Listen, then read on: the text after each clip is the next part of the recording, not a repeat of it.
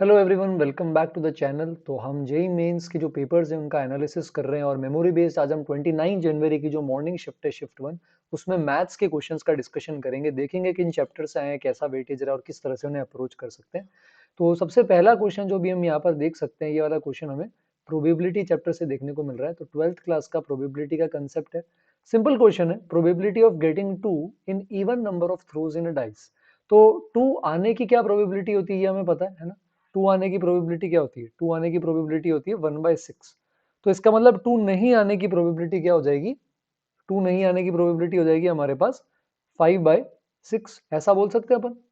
अब इसके केस के अंदर बोल रहा है इवन नंबर ऑफ थ्रोज के अंदर 2 आना चाहिए, मतलब तब तक थ्रो करेंगे जब तक 2 नहीं आएगा। तो इवन नंबर में कैसा आ सकता है कि सेकंड थ्रो पे 2 आ जाए, या फिर फोर्थ थ्रो पे 2 आ जाए, या फिर सिक्स थ्रो पे 2 आ जाए, एट थ्रो पे 2 आ जाए, सो ऑन, ऐसा इन्फिनिटी तक चलता रहेगा। तो अब सेकंड थ्रो पे 2 कब आएगा? जब पहले वाले के अंदर 2 नहीं आए और फिर 2 आ जाए। फोर्थ पे कैसे आएगा? जब पहले तीनों पर हमारे पास 2 नहीं आए फिर 2 आ जाए। सिक्स्थ पे कैसे आएगा? पहले पांचों के अंदर हमारे पास 2 नहीं आए और फिर सिक्स्थ में आ जाए, और ये चलता रहेगा। तो 2 नहीं आने की प्रोबेबिलिटी हमें पता है क्या है, 5/6। तो सेकंड थ्रो में कैसे आएगा? 5/6 इंटू 1/6। फोर्थ थ्रो के अंदर कैसे आएगा? 3 बार 2 नहीं आया, फिर हमारे पास 2 आ गया। सिक्स्थ में कैसे आएगा? 5 बार हमारे पास 2 नहीं आया और फिर हमारे पास 2 आ गया, और ये चलता जाएगा। अब बेटा ये इनफाइनाइट जीपी बन गई। a/1 - r सम होता है, ये हमारा फर्स्ट टर्म है। तो फर्स्ट टर्म हो गया हमारे पास 5/6 इंटू 1/6, और कॉमन रेशियो में 5/6 का स्क्वायर मल्टीप्लाई हो रहा है, यानी 1 - 25/36। अब आप आराम से एलसीएम लेके सॉल्व करें और ये आंसर आ जाएगा। तो जीपी का बड़ा ही सिंपल क्वेश्चन था, है ना। ऐसे पीवाईक्यू में भी आपने डेफिनेटली क्वेश्चंस किए होंगे, इससे टफ किए होंगे। अब वापस यहाँ पर इधर देखें तो प्रोबेबिलिटी के अंदर जीपी लगाने के बाद अब फाइनली जीपी का खुद का क्वेश्चन आ गया 11th क्लास का, सीक्वेंस एंड सीरीज का। तो क्या लिखा हुआ है पढ़ो। अ जीपी ऑफ 64 टर्म्स, 64 टर्म्स की जीपी है, और उसमें बोल रखा है कि सारे एन टर्म्स का जो सम है वो ऑड टर्म्स के सम का 7 टाइम्स है। तो एन टर्म्स का सम कैसे निकालते हैं 64 टर्म्स का? ए R square A R cube, तो ये बन जाएगा ए इंटू आर की पावर 64 -1 अपॉन r-1। ठीक है। अब ऑड टर्म्स का क्या मतलब है? ऑड पोजीशन वाले, है ना। तो जैसे फर्स्ट टर्म, फिर थर्ड टर्म, फिर फिफ्थ टर्म, ऐसे ऑल्टरनेट आएंगे तो इसमें 32 टर्म्स हो जाएंगे, और कॉमन रेशियो आर की जगह आर स्क्वायर हो जाएगा।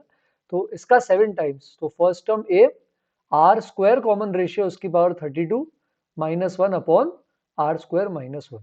तो आप देखेंगे बेटा ए कट हो जाएगा, आर की पावर 64 -1 कट हो जाएगा, आर स्क्वायर -1 के फैक्टर होते हैं r-1 r+1, तो r-1 दोनों तरफ कट हो जाएगा। तो जब ये ऊपर आएगा तो r+1 आ जाएगा 7, तो r की वैल्यू 6। तो बड़ा ही सिंपल, बिल्कुल NCERT level sequence and series का जीपी का क्वेश्चन था ये। थर्ड वाले पर आ जाते हैं। थर्ड वाले के अंदर ये लिमिट का क्वेश्चन है।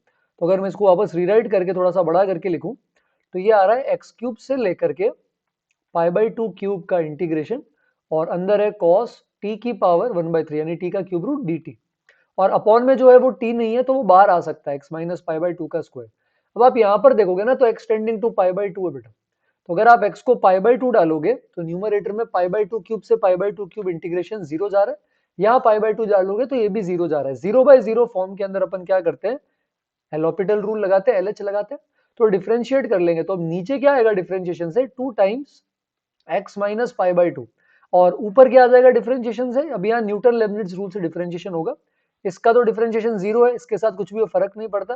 फिर माइनस में इधर x क्यूब के साथ आ जाएगा 3x स्क्वायर, और इसके अलावा अब π/2 को अपन इसके अंदर पुट कर देंगे, तो π/2 के क्यूब का क्यूब रूट लेना है कॉस में, तो वापस π/2 आ जाएगा। मतलब यहाँ पर अच्छा सॉरी x रख देंगे, π/2 वाला तो 0 हो गया था, x क्यूब यहाँ पे रख देंगे, तो यहाँ पर x क्यूब का क्यूब रूट x है, तो कॉस के अंदर x आ जाएगा ऐसा। अब आप यहाँ पर क्या कर सकते हो इसके केस के अंदर? cos of x minus cos of x है ना ऊपर, माइनस ऑफ cos x को अपन क्या लिख सकते हैं, है ना। इसके केस के अंदर अपन cos x है तो अपन इसे स्टैंडर्ड लिमिट बनाने की कोशिश करेंगे। तो cos x होता है sin π/2 माइनस x, फिर माइनस अंदर भेज दो, तो sin x माइनस π/2 हो जाएगा। अब sin x माइनस π/2 के अंदर ये जो x माइनस π/2 है ये 0 जा रहा है, और नीचे अगर आप देखेंगे तो वहां पर भी x माइनस π/2 0 जा रहा है, तो ये दोनों 1 बन जाएंगे, और आपके पास 3x² 2 बचेगा, जिसमें आप x की जगह π/2 रख सकते हैं। तो आंसर आ जाएगा 3/2 इंटू π/2 का होल स्क्वायर। तो लिमिट्स का क्वेश्चन था, और न्यूटन लेबनिट्ज रूल भी लग रहा था, 12th क्लास का है, पर सिंपल क्वेश्चन है, सिंपल 0/0 फॉर्म को सॉल्व करना है, साइन का लिमिट्स का ध्यान रखते हैं। फोर्थ वाले पर आ जाते हैं, पीएनसी का क्वेश्चन है हमारे पास और रैंक निकालने वाला था। तो रैंक निकालने वाली रिवीजन सीरीज के अंदर अपन ने स्पेशल वीडियो बनाई थी, देखते हुए कि रैंक के क्वेश्चन इतने सारे बार आते हैं और अपन ने प्रैक्टिस भी करा था, तो आई होप आप ये से जरूर करके आए होंगे सॉल्व। तो G20 की रैंक निकालनी है, तो बेटा अल्फाबेटिकली सबसे पहले जी आएगा, फिर ई आएगा, फिर एन आएगा, फिर टी आएगा, टी आएगा, डब्ल्यू आएगा और वाई आएगा। तो अपन रैंक के लिए क्या करते हैं, सबसे पहले अपन क्या करेंगे, जी, तो सबसे पहले जी रखेंगे और जी खुद ही क्या कर रहा है, मैच कर रहा है, तो ये तो हट जाएगा। अब आपको 20 की रैंक निकालनी है, लेकिन अल्फाबेटिकली पहले ई आएगा, तो अपन ई से बनने वाले वर्ड देखते हैं। ई से कितने वर्ड बना सकते हैं अपन यहाँ पर, अगर इसके केस के अंदर अपन देखेंगे तो ई से अगर अपन यहाँ पे शुरुआत करें तो यहाँ पर अपने पास, अच्छा सॉरी मैंने यहाँ पे ई बाद में ले लिया, ई पहले आएगा जी बाद में आएगा।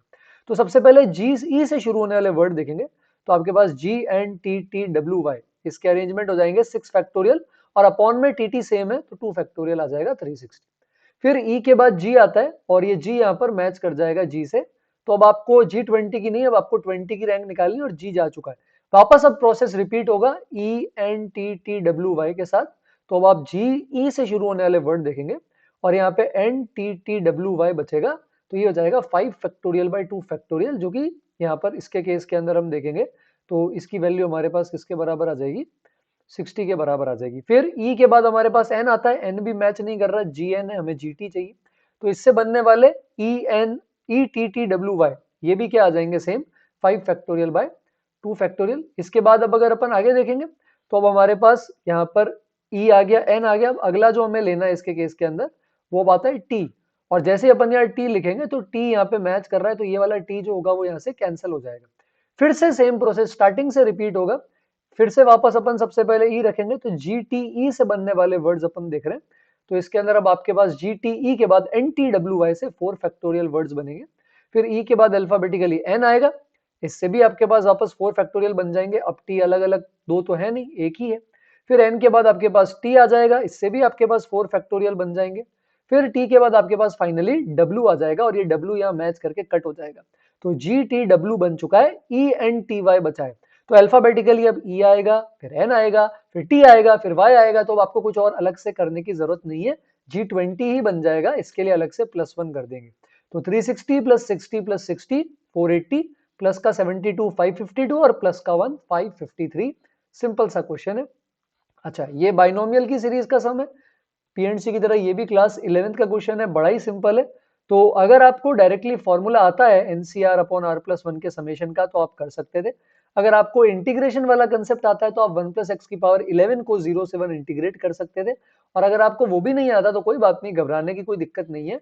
आप यहाँ पे क्या कर सकते हो, तो इसके केस के अंदर फॉर्मूला यूज कर सकते हो, 12 सी आर प्लस वन को अपन क्या लिख सकते हैं बेटा, 12 by R plus one 11 C R, तो ये 11 C R upon R plus one तो ये रहा, तो वेरिएबल हटाने में ये काम आ जाएगा, 12 उधर नीचे भेज देंगे तो ये बन जाएगा summation 1/12 12 C R plus one, कहां से कहां जाएंगे, इसको हम ले जाएंगे आर बराबर, कहां से शुरू हो रहा है 1 से लेकर के 11, तो जब आप इसको आर बराबर 1 रखोगे बेटा यहाँ पे, तो ये 12C2 से शुरू होगा और 12C2 से चलते चलते 11 पे 12C12 जाएगा।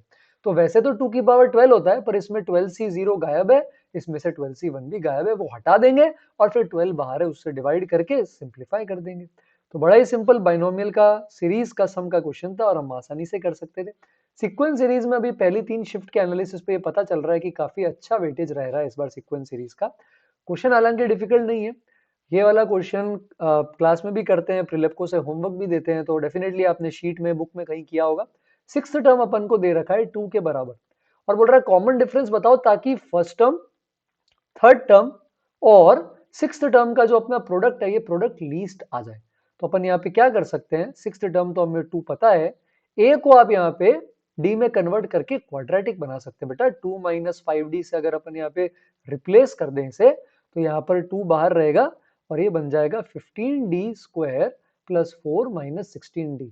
अब चाहे तो आप डिफरेंशिएशन 0 कर दो, मिनिमा आ जाएगा डी की मिनिमम वैल्यू, चाहो तो आप इसका वर्टेक्स निकाल दो क्योंकि अपवर्ड पैराबोला जो होता है उसके लिए माइनस b/2 आता है, या फिर आप चाहो तो डिफरेंशिएशन 0 कर सकते हैं, तो 30d माइनस 16 0 चला जाएगा और यहां से हम d की वैल्यू निकाल लेंगे 16/30। तो बड़ा ही सिंपल सा क्वेश्चन था और आई होप आपने 11th का सीक्वेंस सीरीज का एपी का सिंपल सा सवाल सॉल्व किया होगा। और डिटर्मिनेंट के लिए प्रॉपर्टी बेस्ड तो इस बार क्वेश्चन नहीं दिखाई दे रहे हैं, है ना, वो चीज इन्होंने बोला भी नहीं था सिलेबस में। बट सिंपल डिटर्मिनेंट के बेसिक बेसिक प्रॉपर्टी वाले जरूर, इस पे अपन ने क्वेश्चंस की प्रैक्टिस भी करी थी, रिवीजन सीरीज का वीडियो भी निकाला था। तो अगर ज्वाइन नहीं किया तो चैनल प्लीज ज्वाइन करें, ऐसे ही वीडियोस आते रहते हैं जो आपको टेस्ट में हेल्प करते हैं। तो डिटर्मिनेंट ऑफ 2a क्या होगा बेटा, डिटर्मिनेंट ऑफ 2a में स्केलर बाहर आएगा, k बाहर आता है, k की पावर n होता है, 2 बाहर आएगा, 2 की पावर ऑर्डर 3 हो जाएगा डिटर्मिनेंट ऑफ a। तो ये 8 डिटर्मिनेंट a, ये तो इसकी वैल्यू, और आपने इसका होल क्यूब कर दिया, तो 2 क्यूब का क्यूब इंटू डिटर्मिनेंट a का क्यूब 2 की पावर 21 आ रहा है बेटा, ये कट कर दो आप, तो डिटर्मिनेंट a क्यूब आ जाएगा अपने पास 2 की पावर 12, और डिटर्मिनेंट a अब यहां से आ जाएगा 2 की पावर 4 जो 16 होता है। Determinant a upon first column के अलोंग निकाल लेंगे, तो 0 0 का कोफैक्टर से मल्टीप्लीकेशन 0 है, 1 के साथ alpha square minus beta square बराबर 16 आ जाएगा। पर सर अल्फा बीटा निकाले कैसे, पॉजिटिव इंटीजर है, तो यहां से आपको हिंट मिल जाएगा कि alpha plus beta into alpha minus beta किसके बराबर आ रहा है, हमारे पास 16 के बराबर आ रहा है। तो हमें पता है 16 1 into 16, 16 into 1, 2 into 8, 8 into 2, 4 into 4। तो सर इतने सारे लेने पड़ेंगे, जी नहीं, alpha plus beta alpha minus beta से बड़ा होगा क्योंकि ये पॉजिटिव है, तो अल्फा प्लस बीटा छोटा नहीं हो सकता और बराबर भी नहीं हो सकता। तो दो ही केसेस देखने पड़ेंगे, एक बार alpha plus beta 16, alpha minus beta 1, लेकिन बेटा वहां से अल्फा 8.5 बीटा 7.5 आएगा जो कि इंटीजर नहीं है। तो फाइनली लास्ट में जाकर alpha plus beta 8, alpha minus beta 2, यही ऑप्शन बचेगा। यहां से अल्फा की वैल्यू 5 आ जाएगी और बीटा की वैल्यू 3 आ जाएगी।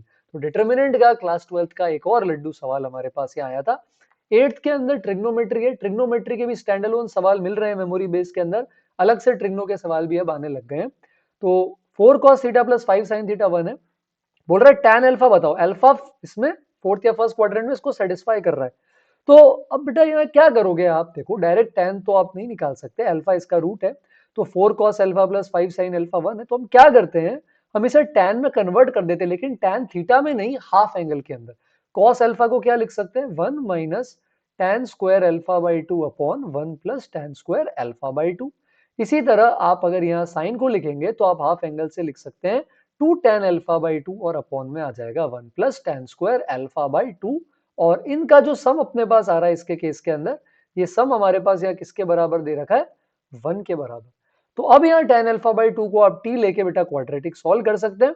इन्होंने भी उसी क्वाड्रेटिक को सॉल्व किया और वहां से दो रूट्स आ रहे हैं, एक आ रहा है 5 माइनस रूट 40 बाई 5 और एक आ रहा है 5 प्लस रूट 40 बाई 5।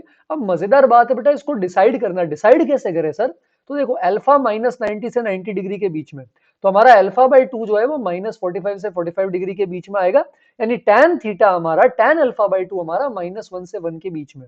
ये तो बेटा माइनस 1 से 1 के बीच में है, पर ये 1 से बड़ा है, तो मतलब अपन इसको tan अल्फा बाई 2 ले लेंगे।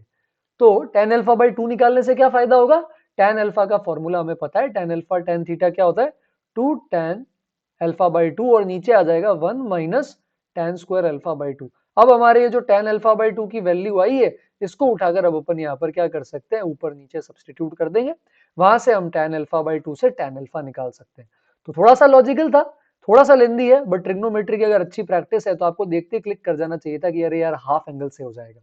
9th क्वेश्चन फिर से फंक्शंस का है, क्लास 12th का है, फंक्शंस के भी सेपरेटली सवाल आते हैं। और फाइनली इतने टाइम बाद इन्होंने कॉम्पोजिट फंक्शन निकालने के लिए बोल दिया है, कॉम्पोजिट फंक्शन में केस लेंगे, फॉग एक्स निकाल के F of G of X निकाल के उसकी रेंज निकाली जाएगी। आपको बात समझ आ रही है? तो अब अपन क्या करते हैं, जब F of G of X निकालते हैं तो अपन कैसे निकालते हैं बेटा, F of G of X में एक्स की जगह, हर जगह इनइक्वालिटी में इधर सब जगह इसकी जगह जी एक्स रख देते हैं। तो F of G of X अपने पास क्या बन जाएगा, ये बन जाएगा 2 प्लस 2 टाइम्स जी एक्स, कब, जब जी एक्स माइनस 3 से 0 के बीच में है। नीचे रखेंगे तो 1 माइनस जी एक्स बाई 2, कब, जब जी एक्स खुद 0 से 1 के बीच में। और जी एक्स में दोनों केसेस में दोनों डेफिनेशन रख के चेक करनी है। तो सबसे पहला केस लेते हैं ये वाला, जब आपके पास -1 से x 0 के बीच में है। यहां पर आप gx की वैल्यू -x रख दो, तो पहले ऊपर रखते हैं, तो ये बन जाएगा 2 माइनस 2x, और इधर भी रख देते हैं यहाँ पर -x, तो ये आ जाएगा एंड -3 से किसके बीच में होना चाहिए, -x 0। तो आप कॉमन लेंगे बेटा, तो ये बन जाएगा x 0 से 3 के बीच में, इधर x -1 से 0 के बीच में अनफॉर्चुनेटली या फॉर्चुनेटली इस इनइक्वालिटी का कोई भी सॉल्यूशन देखने को नहीं मिल रहा है। तो ये वाली डेफिनेशन हमें रिजेक्ट करनी पड़ेगी क्योंकि दोनों इनइक्वालिटी में कुछ भी कॉमन नहीं आ रहा है। यहाँ x 0 से 3 और यहाँ x -1 से 0 है।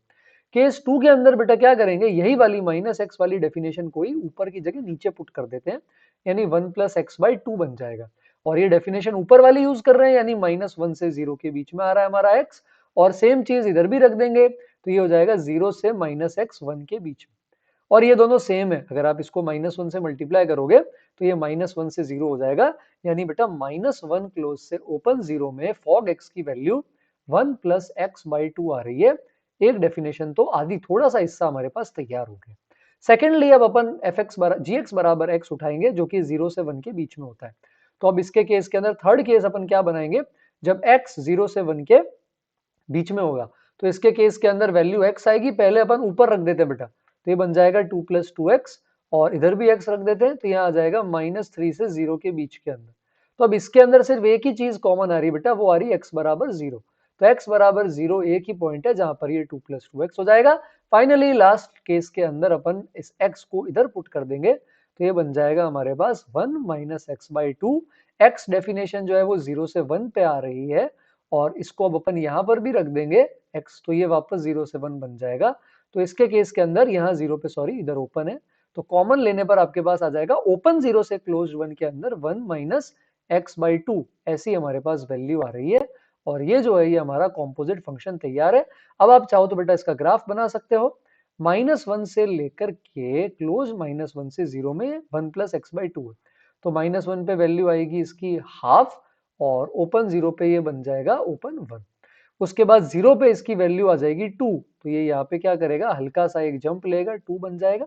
और फिर 1 - x/2 है ओपन 0 से क्लोज 1 में, तो 1 पर अब 0 रखेंगे अगर यहाँ पे, तो इसके केस के अंदर वैल्यू हो जाएगी 1 के बराबर, और फिर 1 पर ये चला जाएगा हाफ, ऐसा। तो ये हाफ से 1 तो यहां जा रहा है, और 2 एक वैल्यू अलग से ले रहा है, तो हाफ से 1 का यूनियन ओपन 2 के साथ। तो अगर आपने फंक्शंस में कॉम्पोजिट फंक्शन निकालने की प्रैक्टिस करी है तो बड़ा ही लड्डू सवाल था बेटा, थोड़ा सा लिखते आंसर आ जाता। 10th वाला वापस मैट्रिक्स का है, मैट्रिक्स की प्रॉपर्टीज पर बेस्ड है। इसमें आपको बताया था कि अगर दो का प्रोडक्ट कम्यूटेटिव है, मतलब ए बी बराबर आई है तो बी ए बराबर भी आई होगा। तो अगर ए ट्रांसपोज आई है, इसी तरह आपका A transpose A B I हो जाएगा, क्योंकि ये दोनों एक दूसरे के इनवर्स की तरह काम कर सकते हैं। तो जब ए बी बराबर बी ए है तो आप एल्जेब्रा की तरह इसे एक्सपेंड कर सकते हो। तो ए प्लस ए ट्रांसपोज का होल स्क्वायर बन जाएगा ए स्क्वायर, ए ट्रांसपोज का whole square plus 2a transpose. उसके बाद इधर आ जाएंगे यहाँ पे, तो इधर बन जाएगा हमारे पास ए स्क्वायर, फिर हमारे पास वापस आ जाएगा ए ट्रांसपोज का होल स्क्वायर, और माइनस में 2a ट्रांसपोज। अब मेमोरी बेस्ड है बेटा, कुछ साइड्स में यहाँ पर प्लस की जगह माइनस दिया हुआ था, तो उनके केस के अंदर ये एडिशन की जगह सब्ट्रैक्शन में चला गया था। तो सब्ट्रैक्शन के अंदर वहां पे गया था, तो फिर ये आई है तो वो 2i 2i 4i बन गया था, और इससे कैंसिल हो गया था। फिलहाल अपन को ऐड करना ये चला जाएगा, तो a/2 यहाँ पर बाहर है, और अंदर 2a square plus 2a transpose का स्क्वायर है, तो 2 कट हो जाएगा, और ये बन जाएगा a इंटू ए स्क्वायर, और 2 times a into A transpose का स्क्वायर। अलग अलग क्यों किया सर, क्योंकि a ट्रांसपोज आइडेंटिटी दे रखा है, तो ये आ जाएगा a³ प्लस 2 भी यहाँ पे चला गया था, a³ प्लस a ट्रांसपोज। तो ये भी बड़ा ही आसान सा सवाल है। 11th रिलेशंस है, क्योंकि रीजनिंग हटा चुके हैं तो हर पेपर में अब स्टैट्स के साथ ऑलमोस्ट एक सवाल आपको रीजनिंग देखने को मिलेगा। तो ये इंटरेस्टिंग सवाल है। अब यहाँ पर ए बी से ऑर्डर्ड पेयर से ऑर्डर्ड पेयर रिलेशन डिफाइन कर रहे हैं, ए बी से सी डी में, कब, अगर A D minus B C जो है वो 5 से डिविजिबल है, यानी 5 का मल्टीपल है। तो सबसे पहले रिफ्लेक्सिव चेक करते हैं, यहाँ पर अपन सी डी की जगह क्या कर देंगे, ए बी रख देंगे, तो ये बन जाएगा अपने पास क्या, इधर डी की जगह रख दिया बी, और सी की रख दिया ए, तो ये तो 0 ही आ रहा है, और ऑब्वियसली बेटा 0 तो 5 का मल्टीपल होता है, तो ये ऑलवेज आपका रिफ्लेक्सिव हो जाएगा। सिमेट्रिक भी होगा, क्यों सिमेट्रिक होगा, क्योंकि अगर आपका ए बी सी डी से रिलेटेड है, यानी A D minus B C 5 का मल्टीपल है, तो इसका मतलब अगर उल्टा कर दें, यानी सी डी और ए बी ले लें, तो ये भी ट्रू है। क्यों, क्योंकि अगर C B minus A D करूंगा तो ये इसका जस्ट नेगेटिव हो जाएगा, और अगर 10 5 से डिविजिबल है तो -10 भी 5 से डिविजिबल है। तो ये रिफ्लेक्सिव भी है, सिमेट्रिक भी है। अभी इक्विवेलेंस के लिए ट्रांजिटिव चेक करना है, वो अनफॉर्चुनेटली यहाँ पर नहीं हो पाएगा, क्योंकि मान लो ए बी और सी डी रिलेटेड है, तो A D minus B C ये 5 का मल्टीपल है ना, AD माइनस BC बराबर मल्टीपल ऑफ 5। फिर अगर मान लो CD EF से रिलेटेड बेटा, तो यहां पर आपके पास आ जाएगा CF माइनस ED बराबर 5L ले लेते हैं। तो अब अगर हम ये चेक करना चाहते हैं AB is related to EF, तो आपका AF माइनस BE 5 से का मल्टीपल है या नहीं, या देखना पड़ेगा। मोस्टली अगर ट्रांजिटिव होता है तो इनके कॉम्बिनेशन से ये बन ही जाता है। यहां मुझे इनके कॉम्बिनेशन से बनता हुआ नहीं दिख रहा, तो मैं यहाँ पर एक काउंटर एग्जांपल लेने की कोशिश करूंगा। और क्योंकि यहाँ पर ABCD रियल है, तो मुझे स्पेशल केसेस जैसे जीरो वगैरह लेने के अंदर यहाँ पर ज्यादा सोचने की इधर जरूरत नहीं पड़ेगी। क्या आपको मेरी बात समझ में आ रही है? तो इसके केस के अंदर मैं क्या करता हूं बेटा, देखो यहाँ AF और BE में CD नहीं है, तो मैं इधर क्या कर लेता हूं, C को और D को जीरो ले लेता हूं। तो अब मैं AB FD को कुछ भी लूंगा, AB को और EF को, ये हमेशा 0 माइनस 0 तो 5 से डिविजिबल हो जाएगा। पर अगर मान लो मैंने AF को 1 2 3 और यहाँ पे मान लो 6 लिया है, तो अब 2 माइनस 18 5 का मल्टीपल नहीं है।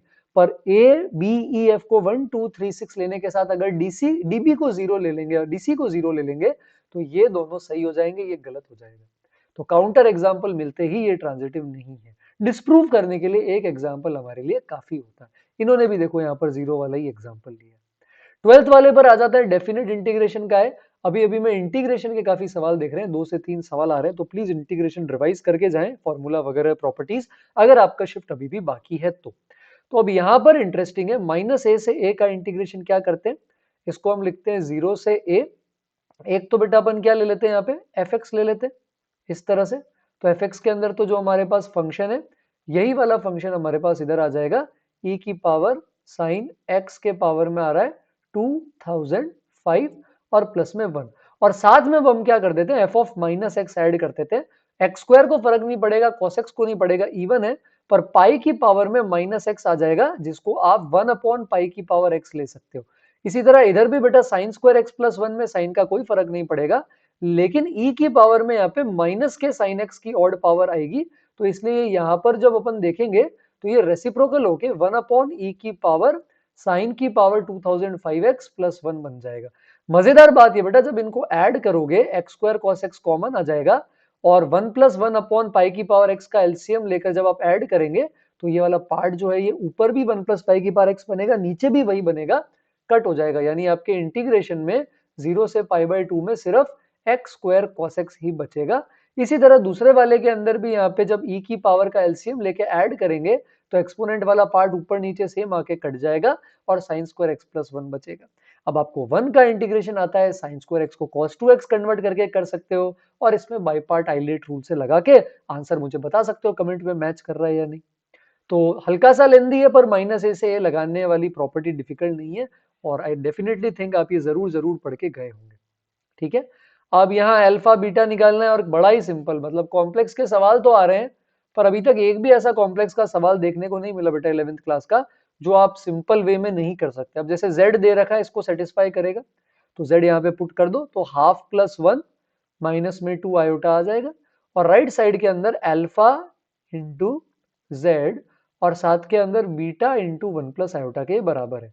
तो राइट साइड में मॉड निकालेंगे बेटा, 9 बाई 4 प्लस 4, 25 बाई 4 का square root, 5 by 2 left side में है, राइट साइड में रियल पार्ट है, अल्फा बीटा रियल है, तो रियल पार्ट को ब्रैकेट खोल के अलग से इकट्ठा करोगे, और इमेजिनरी पार्ट को अलग से इकट्ठा करोगे, तो एकदम कद्दू इक्वेशंस बनी है।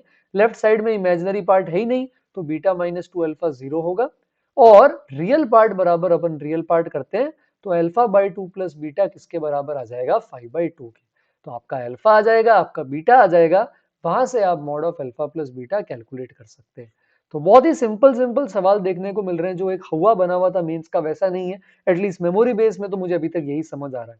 और जैसा कि मैंने कहा था, स्टैट्स का क्वेश्चन आता है, स्टैट्स का क्वेश्चन आएगा, और रिवीजन वीडियो में 3 चीजें बताई थी आपको, इनकरेक्ट ऑब्जर्वेशन जो कल की शिफ्ट में बताया था आपको, फिर आपको बोला था कंबाइंड वेरिएंस जो आप देखना आगे आपके पेपर में आएगा, और थर्ड आपको बताया था जिसमें 2 ऑब्जर्वेशंस गायब कर देते हैं, वही चीज इन्होंने भी यहाँ पर करके बताई है। तो यहाँ पर ऑब्जर्वेशन अच्छी नहीं है, तो आई थिंक कैलकुलेशन जरूर रहेगी। सबसे पहले मीन लेंगे, मीन के अंदर अपन सारी ऑब्जर्वेशंस को क्या करते हैं बेटा, ऐड कर देते हैं, तो इन सब का ये जो सम आ रहा है अपने पास, टोटल 8 ऑब्जर्वेशंस दिखाई दे रही है मुझे, अपॉन में 8, और ये आ जाएगा 58 के बराबर। फिर वेरिएंस के लिए अपन क्या करते हैं, सबका स्क्वायर, तो इन सब में भी इन्होंने सबका स्क्वायर किया है ना। तो अल्फा यहाँ पर 60 का स्क्वायर, फिर 60 का वापस स्क्वायर, फिर 44 का स्क्वायर। मैं यहाँ पर वेरिएंस का ये वाला फॉर्मूला भी लगा सकता हूँ, लेकिन प्रॉब्लम क्या है, इतनी अच्छी वेरिएंस भी नहीं है, 66.2 है, तो ये तो डेसिमल में स्क्वायरिंग और समस्या करेगा, इसलिए मैं ये फॉर्मूला लगा रहा हूँ वेरिएंस का, sigma xi square by n minus mean का स्क्वायर बराबर वेरिएंस। तो सबका स्क्वायर कर करके अपन इसको क्या कर देंगे, 58 का स्क्वायर है ना, 68 का स्क्वायर और 56 का क्या होता है 3136, और साथ में alpha square plus beta square upon में हमारे पास आ जाएगा 8 और माइनस में मीन का होल स्क्वायर बराबर 66.2। तो ये भी गंदी इक्वेशन, ये भी गंदी इक्वेशन इन्होंने यहाँ लिखी भी है, पर उसे सॉल्व करना पड़ेगा, तो ये थोड़ा तो क्या बेटा ज्यादा ही लेंदी साइड चला गया।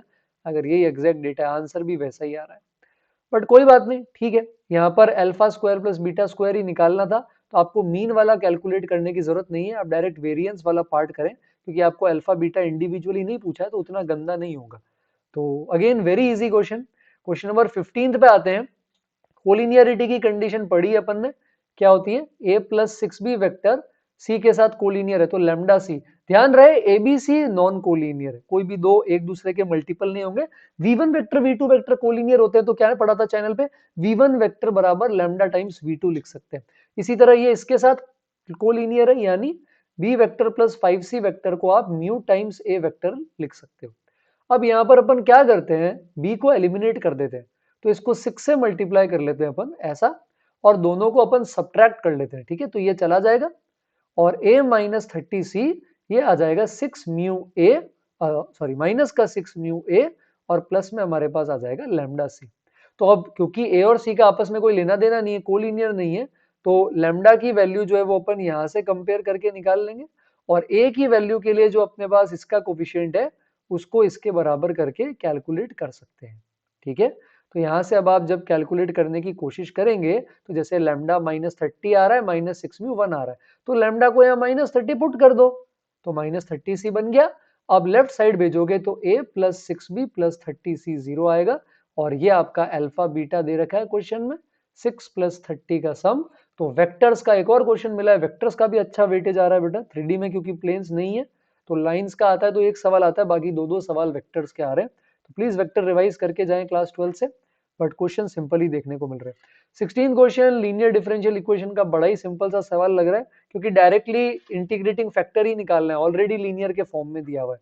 तो क्या करेंगे, ये y इंटू ई की पावर में इंटीग्रेटिंग फैक्टर वो minus sine 2x upon 1 plus cos square x. अब ये भी कितना लड्डू है, देखो 1 प्लस कॉस स्क्वायर एक्स को t ले लो बेटा, 1 का तो डिफरेंशिएशन होगा नहीं, कॉस स्क्वायर एक्स का आता है minus 2 sign x cos x जो ऊपर है, तो ये e की पावर में ln mod 1 plus cos square x बनेगा। मॉड की भी चिंता नहीं है, क्योंकि 1 plus cos square x positive है, तो e और ln हट जाएंगे, तो लेफ्ट साइड में आएगा y 1 plus cos square x, right side के अंदर बेटा sine x upon 1 plus cos square x जो आ रहा है अपने पास, ये मल्टीप्लाई हो जाएगा, किससे मल्टीप्लाई हो जाएगा, 1 प्लस कॉस स्क्वायर एक्स से, फिर इसको कट करके अपन साइन एक्स का इंटीग्रेशन कर सकते हैं। सी निकालने के लिए क्वेश्चन के अंदर इन्होंने वैल्यू दे रखी है, आई थिंक 0 इस पे दे रखा है, x बराबर पाई बाई 2 पे तो वैल्यू पूछी है, x 0 पे y 0। तो बहुत सिंपल सा डिफरेंशियल इक्वेशन का क्लास 12th का अपना क्वेश्चन है, तो डेफिनेटली आपने जरूर आई थिंक अटेम्प्ट किया होगा। नेक्स्ट वाला इनडेफिनेट इंटीग्रेशन का एक इंटरेस्टिंग चीज जो अभी तक 3 शिफ्ट से अपन नोटिस कर पाए हैं, बाकी तो वापस अपन 4th का जब एनालिसिस करेंगे, आई थिंक होपफुली मैं कल सुबह तक पेपर डाल दूंगा, तो आप उसमें देखेंगे इनडेफिनेट की 3rd शिफ्ट अपन सॉल्व कर रहे हैं चैनल पे, पहली दोनों नहीं देखी तो जरूर देखें, मेंस की इनडेफिनेट तीनों के अंदर आया है। तो जैसे ये इनडेफिनेट है, अब इसको करने के अलग अलग तरीके हो सकते हैं, तो यहाँ जैसे आपके पास कोसेक एक्स है, तो आप इसको 1 बाय साइन में लिख सकते हो, तो ये बन जाएगा 1 माइनस साइन स्क्वायर एक्स, और अपॉन के अंदर अपने पास आ जाएगा साइन एक्स, कुछ इस तरह से। डिनोमिनेटर में अगर अपन जाएंगे तो इसके केस के अंदर हमारे पास इधर क्या आ जाएगा, sec x into cosec x. ये अब यार ये ना मेमोरी बेस में अलग अलग दिया हुआ है सब जगह, तो अब मुझे पता नहीं एग्जैक्टली कौन सा है, पर ठीक है मैं अभी के लिए इतना बोल सकता हूँ कि एक ट्रिग्नोमेट्री बेस्ड इनडेफिनेट इंटीग्रेशन आपके पेपर के अंदर जरूर आया था।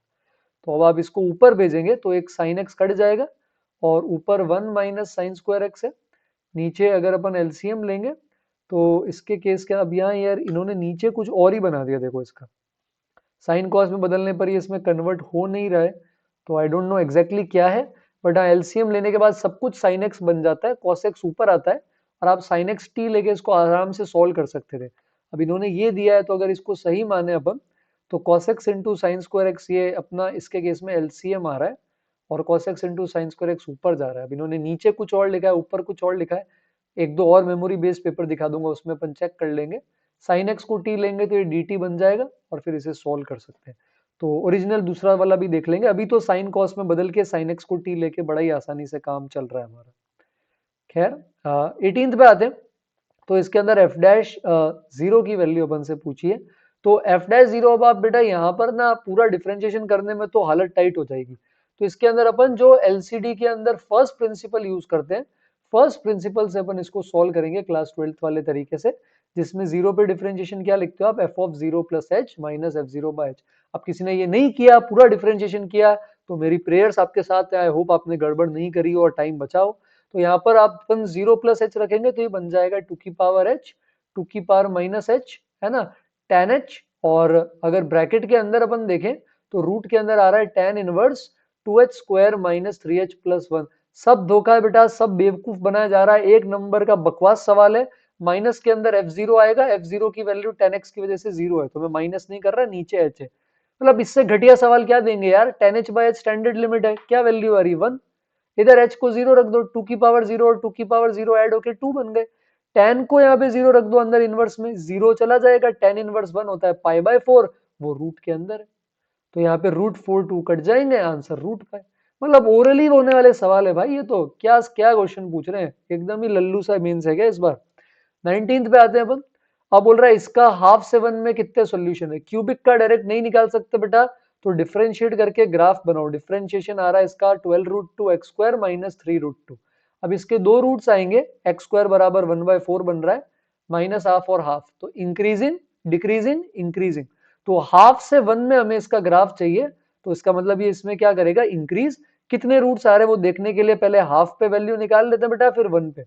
तो हाफ अगर अपन इसमें पुट करेंगे तो ये बन जाएगा four root two by eight minus three root two by two और माइनस वन, ये नेगेटिव वैल्यू दे रहा है। वन पुट करोगे तो four root two minus three root two minus one, root two minus one आ रहा है बेटा, जो कि पॉजिटिव है। तो इसका मतलब इंक्रीज करेगा तो कट करेगा, मतलब एक सॉल्यूशन आएगा, ये बिल्कुल ही सही बात है। अच्छा, कॉस पाई बाय 12 इसका रूट है या नहीं, इसके लिए एक बहुत शानदार तरीका है, तो थोड़ा लॉजिकल है ना। एओडी और ट्रिग्नो थोड़ा सा मिक्स हो रहा है इसके अंदर। अब डिफरेंशिएशन के लिए तो ग्राफ के लिए डिफरेंशिएशन, और अब यहाँ पर अगर देखें तो यहाँ पर रूट टू बाहर ले लो तो four x cube minus three x बन रहा है, और वन उधर भेज दो, तो four x cube minus three x बराबर वन बाय रूट टू। बेटा क्या आपको वही दिख रहा है जो मुझे दिख रहा है, ध्यान से देखो, क्या आपको यहाँ four cos cube theta minus three cos theta दिख रहा है। तो जब मैं यहाँ पर कॉस पाई बाय 12 रखूंगा तो four cos cube theta minus three cos theta क्या होता है, कॉस थ्री थीटा। ये cos पाई बाय फोर आ जाएगा जो कि वन बाय रूट टू है, यानी कि ये इंडीड इसका रूट है, और दोनों स्टेटमेंट्स बिल्कुल सही है।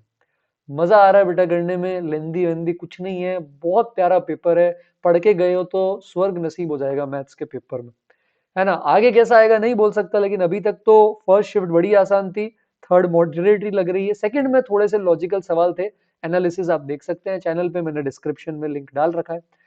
एंगल बाइसेक्टर, अगर आपने वीडियो देखा था 27 का, उसमें भी एंगल बाइसेक्टर का था, और मैंने आपको बताया था एंगल बाइसेक्टर की बहुत इंपॉर्टेंट प्रॉपर्टी, 221 ए का पोजीशन वेक्टर है, और 242 जो है वो 244 इसका पोजीशन वेक्टर है।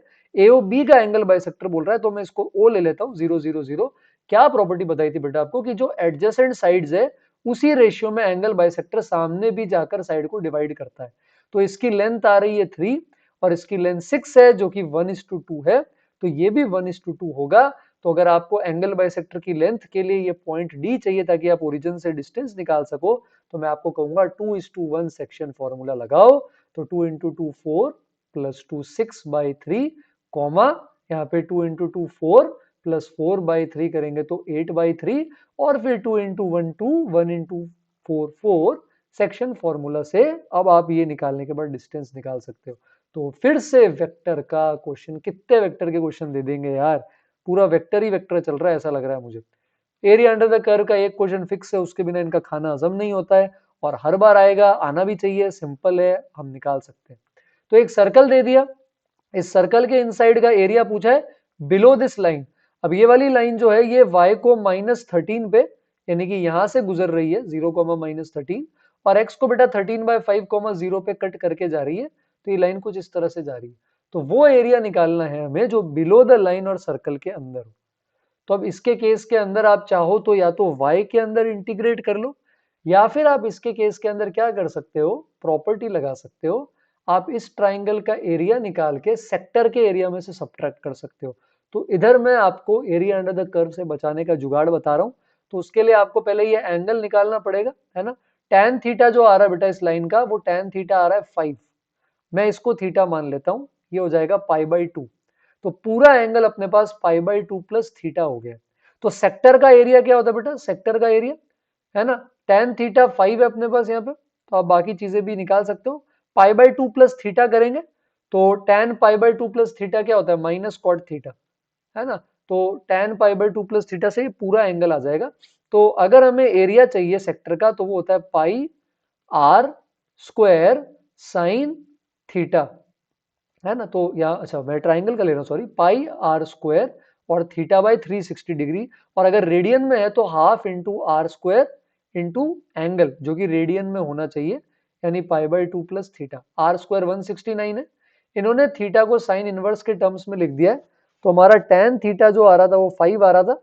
π/2 प्लस अल्फा लोगे ना तो कॉट साइड चला जाता है तो वो उल्टा हो जाएगा, है ना। हालांकि आप इस tan थीटा में नहीं फंसना चाहो तो कोई बात नहीं, आप ये पॉइंट निकाल के स्लोप निकाल लो, है ना पूरा। मतलब बेसिकली ये वाला स्लोप m1 निकाल लो और ये m2 है तो आप m1 माइनस m2 भी लगा सकते हो, इन्होंने ऐसे ही किया है। तो ये 5,12 इन्होंने पॉइंट ऑलरेडी निकाल लिया है ना। और उसके बाद मैंने तो जो एंगल लिया वो गलत लिख दिया यहाँ पे, थीटा यहाँ से नहीं, जब लाइन लेंगे तो वो एंगल तो पूरा एक्स एक्सिस से आता है। तो क्योंकि आपको ये वाला जो एंगल चाहिए वो इसके केस के अंदर आपको ये वाला एंगल चाहिए जो सर्कल के साथ है, तो आप यहाँ पे पहले पॉइंट निकाल सकते हो। उसके बाद आपके पास यहाँ पर π/2 प्लस अल्फा ये एंगल होगा। तो आप half into r square into π/2 plus alpha, sector के एरिया में से ट्राइंगल का होता है half r square sine theta, ये वाला पार्ट आप इसमें से सब्ट्रैक्ट कर सकते हो।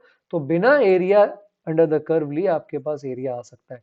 तो आई एम हैप्पी ये क्वेश्चन आया, बड़ा ही लॉजिकल है और इंटीग्रेशन से आप बच सकते हो। ठीक है, नेक्स्ट वाले पर आते हैं 22। ये सोल्यूशन बेस्ड है, 2 की power x minus x square function के सोल्यूशन पूछ रहा है। तो ग्राफ से गढ़ेंगे, आसान सवाल है। 2 की पावर x ऐसे बनेगा, एक्स स्क्वायर इधर तो कट करता है बेटा, इवेंचुअली तो एक्सपोनेंट बहुत ऊपर जाता है। अगर एक्स स्क्वायर ने पहले या नीचे कट किया तो फिर आगे जाके वापस कट कर देगा। तो उसके लिए आप क्या कर सकते हो बेटा, 1 पे वैल्यू निकालो। बात समझ रहे हो आप मेरी, 1 पर एक्स स्क्वायर की वैल्यू क्या आ रही है, 1 आ रही है, और 2 की पावर x की 2 आ रही है ना। और अगर अपन कुछ और ले लें, जैसे मान लो अपन ले लेते हैं 1.5 या ऐसा कुछ कुछ भी ले लेते हैं इसके आगे, जैसे 2 ले लो, तो 2 पे 2 स्क्वायर 4 जा रहा है ना। और इसका मतलब ये यहाँ पे कट कर चुका है, और इधर 2 की पावर 2 भी क्या आ रहा है, 4। तो 2 पे दोनों बराबर है, 3 रखोगे बेटा तो ये एक्स स्क्वायर आगे चला गया 9, 2 क्यूब पीछे रह गया, पर इवेंचुअली हमें पता है एक्सपोनेंट काट के आगे चला जाएगा। तो एफ एक्स बराबर 0 के 3 रूट्स आएंगे आपके पास ग्राफ से। एफ डैश एक्स लेंगे बेटा तो 2 की पावर एक्स माइनस 2 की पावर एक्स के साथ एक ln2 आएगा, माइनस 2x 0 है, मतलब आप 2 की पावर x बराबर 2x अपॉन ln2 इसके रूट्स देख रहे हैं। तो 2 की पावर x फिर से ऐसे बनेगा, 2x अपॉन ln2 एक लाइन है जो ओरिजिन से जा रही है। फिर से यहाँ देखना पड़ेगा कि लाइन टेंजेंट है, नीचे से निकल रही है या कट कर रही है। अगर एक बार कट कर दिया तो डेफिनेटली बेटा आगे भी वापस कट करेगी और 2 रूट्स आ जाएंगे। तो इसको चेक करने के लिए आप यहाँ पे क्या कर सकते हो, कोई भी ऐसी वैल्यू पुट कर सकते हो जो आपको लग रहा है कि जहां पर ये कट करेगी। तो ये मैं चाहता हूं मुझे कमेंट में बताएं कि क्या ये वाली लाइन इसको कट कर रही है या ये वाली लाइन इसको कट नहीं कर रही है। तो वहां से आप कुछ वैल्यूज लेंगे तो आप उसको बहुत अच्छा आइडिया लगाकर लिख सकते हैं। बात समझ आ रही है आपको मेरी। तो 3 और 2 इनके हिसाब से सॉल्यूशन आ रहे हैं, आप मुझे कमेंट करके बताएं। इनके मेमोरी बेस में 22 ही थे, एक दो और मेमोरी बेस्ड हैं वो देख लेते हैं अपन। जैसे ये एक और लीनियर डिफरेंशियल का क्वेश्चन है, तो इसके अंदर आप dy बाई डी की जगह dx अपॉन dy बना सकते हैं, और इसके अंदर आप वेरिएबल सेपरेट कर सकते हैं ना। तो 1 plus y square 1 plus l n x into d x, ये आ रहा है बेटा माइनस एक्स डी वाई के बराबर। तो 1 plus y square d y के नीचे आ जाएगा, है ना। और आप यहाँ पे माइनस एक्स से उधर डिवाइड कर दो, तो माइनस का 1 plus l n x by x. अब यार ये बहुत सिंपल है ना, ये तो आप भी कर सकते हो। इसका इंटीग्रेशन आ जाएगा half l n 1 plus y square इस साइड अगर करोगे तो 1 प्लस एल एन एक्स का ही डिफरेंशिएशन है 1/x, तो ये आ जाएगा -1 प्लस एल एन एक्स का होल स्क्वायर बाई 2, प्लस सी निकालने के लिए बोला है 1,1 से पास कर रहा है। तो ये आप जरूर ट्राई करें, आंसर मुझे आप कमेंट में बता सकते हैं। और कोई देख लेते हैं नया, अगर अपन को यहाँ पे क्वेश्चन मिलता है तो उसको सॉल्व कर लेते हैं। तो ठीक है, डुएबल क्वेश्चंस हैं। पहले भी मैं कह रहा था, अभी भी मैं कह रहा हूँ, आई स्टिल फील आपने डिसेंट मैथ्स भी पढ़ी है तो 15 आप इजीली अटेम्प्ट कर सकते हो, और थोड़ा अच्छा करोगे तो 20 और उसके आगे भी जा सकते हो। बस टाइम मैनेज करना, ऐसा नहीं हो कि शिफ्ट में आपके मैथ्स टफ है और आप फिर भी मैथ्स पर पहले हो। पहले फिजिक्स केमिस्ट्री मैथ्स जो भी आप कंफर्टेबल हो वो करें, लेकिन टाइम अच्छे से देखें, और जो क्वेश्चन आपसे बन रहे हैं वो वाले क्वेश्चंस आप उनको पहले करने की कोशिश करें। तो इनमें तो कुछ भी इसके अलावा अलग से मिल नहीं रहा, एक बार ये वाला भी देख लेते हैं। तो ये वाले सारे, हाँ ये मैं आपको कह रहा था ना क्वेश्चन जो था, तो इन्होंने यहाँ पर हर जगह अलग अलग है। जैसे इधर ये वाला इंटीग्रेशन है जो आप 2 के अंदर इधर देख रहे हैं ना, ये वाला, तो इसके अंदर भी अगर अब यहाँ पर देखेंगे तो sine x minus cos x into sine square x है, और नीचे sine x cos square x और tan x sine cube x है। तो नीचे वाले को अगर अपन कन्वर्ट कर दें इसके केस के अंदर, तो कन्वर्ट करने के बाद ये टेन बन जाएगा साइन बाय एक्स, तो sine x cos square x, फिर आप साइन बाय कॉस लिख के एलसीएम लेंगे तो साइन एक्स की पावर 4 अपॉन कॉस एक्स आएगा। एलसीएम ले लें बेटा, तो ये बन जाएगा sine x into cos cube x plus sine x की पावर 4, एक कॉस एक्स यहाँ से ऊपर जाएगा तो sine x minus cos x है ना, साइन स्क्वायर एक्स के साथ कॉस एक्स ऊपर चला गया। बात समझ रहे हो क्या मेरी? शायद मेरे ख्याल में यही था मेमोरी बेस्ड। अब यहाँ से साइन एक्स अपन कॉमन ले सकते हैं, तो आप जब यहाँ से साइन एक्स कॉमन लेंगे तो आप देखेंगे कि एक साइन एक्स जो है वो यहाँ पर क्या हो रहा है, कट हो रहा है।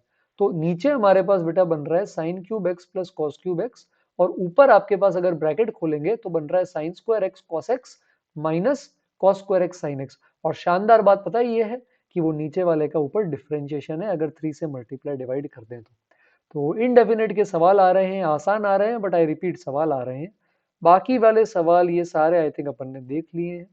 तो आई होप अराउंड 24 क्वेश्चन जो अपन ने किए उससे आपको सीखने को कुछ मिला हो। बाकी मेमोरी बेस के अलावा आएंगे तब बात करेंगे। जल्दी अगली शिफ्ट 29 का भी मैं सोल्यूशन डालूंगा, 30 की शिफ्ट शुरू होने से पहले, तो चैनल पे बने रहें और वापस एक बार प्ले कर सकते हैं जो क्वेश्चन आप करना चाहते हैं। 11th वाले 11th के क्वेश्चंस को रिवाइज करें, 12th वालों के पास अगर अपनी शिफ्ट से पहले टाइम है तो करें, नहीं तो शांति से रिलैक्स करें, शिफ्ट के बाद देखेंगे। और मिलेंगे एक और वीडियो के साथ, एक और एनालिसिस के साथ। तो तब तक के लिए प्लीज चैनल को सब्सक्राइब करें, वीडियो फ्रेंड्स के साथ शेयर करें, लाइक करें, कमेंट कर सकते हो आपके सजेशंस कमेंट बॉक्स में। जल्दी मिलेंगे, तब तक के लिए ऑल द बेस्ट सभी को 30 जनवरी की शिफ्ट के लिए, and thank you for watching the video.